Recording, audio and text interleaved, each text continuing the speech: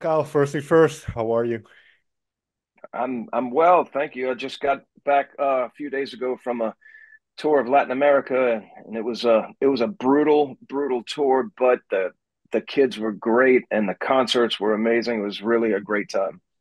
I've never been there, and I only have like AC/DC concert footage to go by. But is South America kind of where it's insane?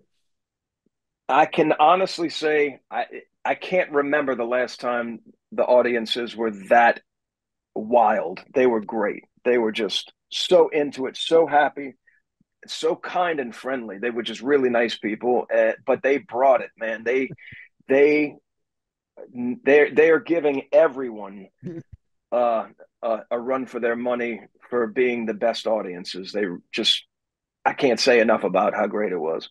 Yeah, that's what I hear, and from what I've seen, it's totally right. Now, where I wanted to start was kind of there is some punk influence on the new record, and I wanted to go back to kind of your early days coming up in the punk scene. Uh, for somebody who wasn't around in America at that time, how would you describe that scene, and how did you kind of navigate that world?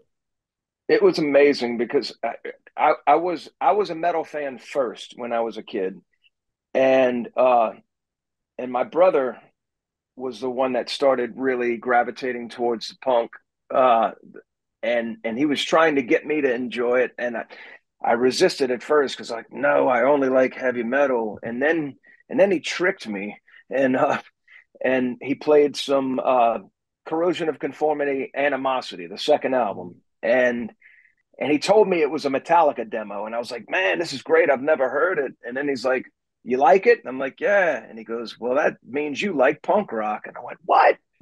And he told me, I was like, wow. But it opened my eyes. And then, you know, you had bands like DRI, Charge GBH, Dead Kennedys, um, Raw Power, and just the door opened for me. And I just instantly went from looking at bands that I was listening to at the time. The new bands I was liking were Slayer, Metallica, Mm. Merciful Fate, Exodus, and I started seeing on their guitars Dead Kennedys stickers, Sex Pistols, and stuff. And I was like, well, if they like it, then it's okay for me to like it. And that's when crossover happened, as they call it, and it really was a fantastic thing, I think, because it was the same. It was the same. We everybody was saying the same thing, just in a different language, maybe. Kind of Sure. like hip hop, kind of like early rap. The gangster rap. It was just a different way of saying young people being angry and having something to Sure. say. And to me, that's the the the people part of it. I think was what was special. When I was 15, I started going to see the punk rock shows, and and I'd go see bands in small clubs, and I probably had no business being there. I was way too young to be there, but they let me in, and I enjoyed it. But when I saw DRI on the Dealing with It tour, summer of 1986, that was my first big punk show, and it was just like, wow, like this is home for me. And at the time, the heavy metal community in New Orleans was a lot more about hair metal, Okay. and they really didn't even want us to play at their shows, much less come to the shows. But you started getting some of those people going, well, wait, what's going on over here? And Mm. and eventually, as our band grew, the punk and the metal thing really kind of. I'm not going to say we were the first ones to uh, to make that big in New Orleans, but we were one of the ones that helped it grow for sure. Sure, and you mentioned something very interesting, I think, which is kind of the punk or rock ethos, and there's a lot of is made about it. But as you mentioned, the way I feel about it, it kind of goes beyond genre lines, and it's more of an attitude in general Yes, by young people, right? So at yes. that time, what was it about? And as you started to become or make your first attempts at songwriting, how did you channel kind of some of that energy into the songs? Um, the punk rock attitude, as you mentioned, is definitely, I think, a lot more important than having a spiked mohawk Mm, or, you know, a battle vest and combat boots. Like that's all, that's all a way to show people this is who I am. But the free thought and the the challenging of the system and refusing to accept uh, everything that is handed to you is truly what it's all about. I think you're definitely onto something there, and that is something that it obviously it's going to connect with young people who are trying to find themselves. sure, Um, but to be able to maintain that throughout your life and career, uh, I don't think you have to wear suspenders and boots sure. uh, and wear crazy hairdos to still maintain that mindset throughout life. And that's what I try to tell the audiences at our concerts now is like, you don't even have to like punk rock or each other, but we all deserve to be in this room together and enjoy this show. And that's Mm. the unity part of punk rock. I think that I still wave the flag for is, we're all just one. Don't let them divide us. But that's very interesting because obviously that is a sentiment that is reflected on the new album Defectum Omnium as well. So when you started writing for what would become this new album, how did those themes seep in? Is it just watching the world, watching the news? Yeah, that's all you have to do is put the news on, and then you can write an entire album in one day. Sure, Yeah, basically, it was a combination of world news, day to day life. Everyone had to endure the pandemic. Throughout the pandemic, it shut everything down. There was isolation. Um, the world was in a terrible state before that even happened. People sure. are very desensitized to the needs and wants of others half the time. I just find that, not even just others, just the earth in general, people use it like it's a throwaway. And Mm. I really feel like, you know, if we continue on this course, the earth is going to put us down just like it put down the dinosaurs, the saber-toothed tiger, the mastodon. Like if we keep this up, it's over. I always am reminded by I'm a big comedy fan, and I'm always reminded by George Carlin, who used to say the earth would shake us off like a bad case of fleas. Yeah. I have been saying that as well in these a lot of these interviews. Is we're like fleas on the back of the earth, and like I mentioned to somebody that, and I didn't come up with this idea, but I kind of believe it. Like COVID-19 is considered a virus. I don't consider COVID-19 the virus. I consider COVID-19 the Earth's cure to us, which is the Mhm. virus. We are the virus. But then now we're getting in deep because that's in a way what defectum omnium means, right? That it kind of we're all defected and we are the problem. Yes, it translates in Latin. It translates to English as failure of all. Mm. And we are responsible for why the world is in such a terrible condition, and the earth has had enough of our bullshit. Here's with what we mentioned earlier about kind of the punk mentality as well. But what do you think? What role do you think music can play in all of this, and what role? Because obviously we have the protest singers from the '60s. What? How do you see music as a vehicle to bring about some of that change, or or is that too contrived in a way? Uh, well, first of all, you've got to get people to have an attention span long enough to pay attention to what's being said. And don't get me wrong, I am not like on a crusade to try and fix things and change the world. Everything that we've written about on this album is strictly an observation and maybe a fantastical view of what could possibly happen. I mean, we touch on a lot of subjects. There's uh, uh, division amongst people, anarchy, rebellion, and hopelessness, despair. Um, uh, but that's not to say that I'm trying to incite a riot or anything. I Sure, just, to me, it's just what I'm thinking one day, and what someone's interpretation of what I wrote.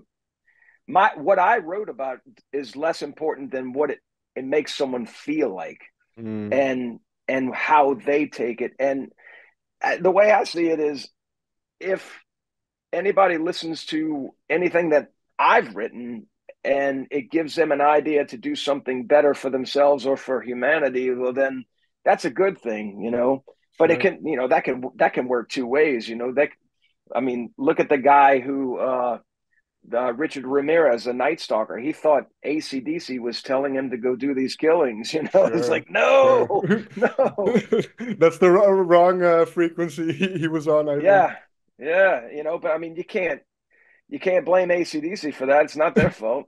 No, definitely not. Um, but I find that interesting. So, what does a kind of a typical day of working on the album look like then for the band? Because I read it was more communal, and I can imagine that the music also, in a way, inspires some of the lyrics. Yeah, lyrics, to me, it always comes last. It's kind of the biggest pain in the ass when it comes to writing.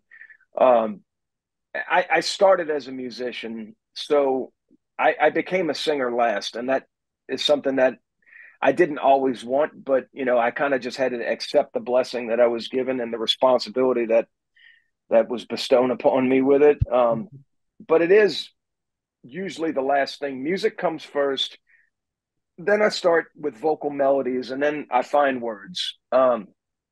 So you know, there is a process, I think, but it always starts with the music for me. So whether it's a song that I initiated or one that Jason or Sasha might have initiated, what we like to do is we like to present it to each other and start building on it, and then as it grows, we each give each other input, and we take the best of what we have and we keep it. And the stuff that's not that great, we throw it away. Mm. And then we try to replace it with something that's better for the song. We're always trying to serve the song. The song is more important than any individual in the process of making that song. And that goes for production as well. Not everybody wants to be part of the production process. Not everybody understands how to. Mm. But for me, it's like the songwriting process and the production are the most important to me. And then after that, my job is to make sure that I've just given everything that I can to make sure that the quality of the takes are good. Are you somewhat of a gearhead? Do you like to get kind of No, into it? Okay. no, no, no. I'm just a guy that likes to plug it in and see how it sounds. Fair enough. Well, I do find it interesting that you say you never considered yourself, or at least in the first place, a singer. But if you listen to some of the songs, especially "The Tale of Unsound," I can't even read that. What is it? Muets? Uh, Mine's. Mine's I can't even read my own handwriting. But the Tale of Unsound Minds, it's a little bit, you can hear your voice a little bit clearer, and it you do have a really good voice, and when you get up there, it Thank you. almost like sounds like a Led Zeppelin type thing. So, Thank you. what do you what is your approach to your vocals? And you mentioned trying to get the right take. So how do you get there? When I was in high school, I joined the school chorus, and it was not an extracurricular activity. It was part of my daily Okay. curriculum. So I went to class every day and sang in class every day for 2 years of high school. And the reason I joined was just to get a little bit better, because I had just joined this band called EXHORDER, and I just want to get a little better. And it turned out that, whoa, like I'm actually like kind of good at this. So I went to one semester of university in New Orleans here, and my final grade was singing Beethoven's Ninth Symphony with the New Orleans Symphony, two sold out concerts. And when I tell you that standing behind a symphony, a 60 something piece symphony with 30 other people singing, it's rock and this I've yet to have a rock and roll experience that was as amazing as that. Okay. And it changed me, not just as a singer but as a musician. And it took me a little while to take rock and that choral singing and put them together, but when I did, it just changed the game for everything. So, moving forward, I try not to, especially for Exhorder. I sing a lot differently in Exhorder than I do most of my other bands. A lot more aggressive, a lot more gruff, growly Mm, singing. But I was actually starting to bring the choral stuff in from the beginning on Slaughter in the Vatican. The intro to Slaughter in the Vatican, through him, with him. mm, That was me. I did that when I was okay. 17 years old. And on the Law, Cadence of the Dirge, there's a lot of vocal harmony on there. Some people are coming to me now going, "Why are you singing like that all of a sudden?" It's not new. I've just gotten better at it. And for me, like, we could sit around and rewrite the same album over and over again, and it would be boring as could be. And Yeah. people are either going to complain that you've changed, or they're going to complain that you're staying the same. So I don't know. The way I see it, you can't please everybody. And from what I hear No. from talking to a lot of artists, basically, as long as it resonates with yourself, then it will resonate with some other people. So, Yeah, yeah. I mean, we believe in this album, and when we set out to do this album, our goal was to first make an album that we love and believe in. And along the way, we didn't want to just set everything on autopilot and have just one long song throughout the album. We wanted a whole lot of this, like the old Black Sabbath, Beatles, Led Zeppelin mm, albums, that, peaks and valleys, different sounding songs, not the same thing over and over again. And I don't know, I've gotten a lot more favorable response from people about this album that we've just done than people complaining about it. There's always going to be people that, why isn't it like Slaughter in the Vatican? Well, because I was 16, 17 years old when we wrote it. I'm 54 now. Uh, but I don't know. It just seems like it's really resonating with people. And I think it's because everything that we wrote about on this album is stuff that people just went through themselves, and they go, I sure. know what they're talking about. Yeah. No, definitely. I wrote from under the gaslight, locked inside, you're stuck, kept on ice. I mean, that must have been a COVID line. Yeah, that's, a lot. COVID had a lot to do with, a lot of input in this album. For instance, "The Tale of Unsound Minds" is mostly about being isolated, and Mm, the the the mental suffering that one might go through being isolated, where they crave being around other people, but then when other people are around you, like, you don't know how to deal mm. with it, and you want them to be away. So it's kind of a double-edged sword, as they say. I've, I don't know if this is a good question, but you mentioned the earlier albums, and if you think about it now, are you surprised that Exhorder still exists? Uh, I'm surprised that nobody. Well, I can't even say nobody died along the way. We did lose somebody along the way, Frankie. We lost Frankie along the way. But at least nobody. We didn't kill each other. And this is a band that, over the years, the biggest problem came from the inside with this band. We had a lot of inner conflict. Uh, there were multiple breakups. I mean, maybe 4 or 5 breakups along the way. It's just been really hard for this band to meet the potential that it has. So, with the lineup we have right now, I'm not surprised, because with the guys that we have now, myself, Jason, and Sasha, and now Pat, Sure. we all get along really, really well. There's never been this much peace in this band, and that goes a long way, and it allows us to really focus on the job and getting the job done, instead of, you know having disagreements about business things or personal things. And Mm. it's unfortunate because this band has never been short on talent and skill set, but man, it's just really tough when you can't go much longer than a handful of weeks before somebody's got a problem with somebody. It's tough. And is it like they say it's like a marriage, right? You have so many people, so many egos to contend with. It is really. I'm surprised that some bands even manage to do it for a year or something because it sounds so tricky. You'll notice that the bands that go the longest without lineup changes are usually three pieces. ZZ Top, Rush, fewer people, fewer problems. Makes sense. Um, Yeah. Last thing I want to talk about is you mentioned Pat and Pat joining the band, and obviously from listening to the album and listening to the solos and the guitar work, I can hear his contribution. But from your perspective, having him around and having somebody of his caliber play on the record, how has that been?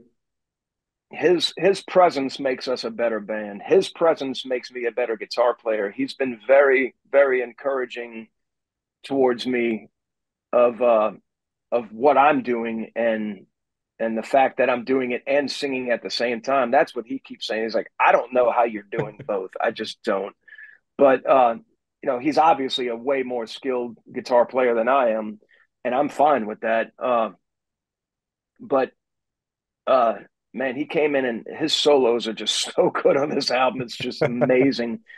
But what he brings more than talent and ability, uh, he just brings another good mind and spirit to add to the equation here. When we tour together and it's just the four of us in a van, long drives, long days, and somebody gets frustrated and kind of snaps, well, the rest of us don't.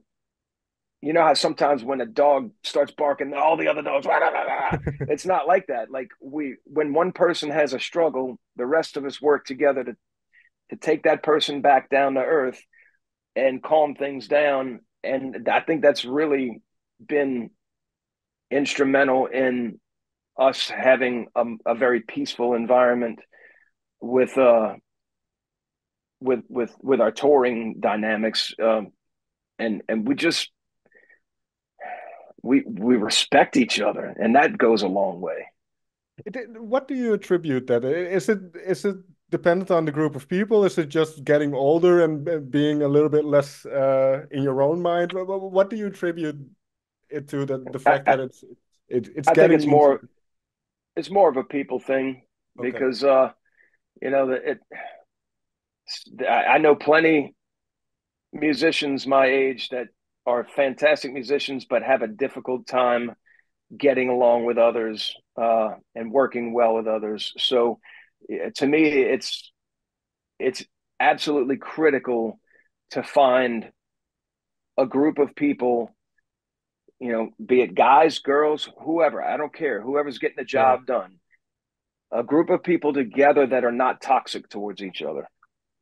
And I'm very glad that you found those people, and hopefully there'll be plenty more EXHORDER albums in the future. Yeah, Kyle, we're just getting started. May I thank you so much for taking the time to talk with me. Thank you, Robin. I appreciate it.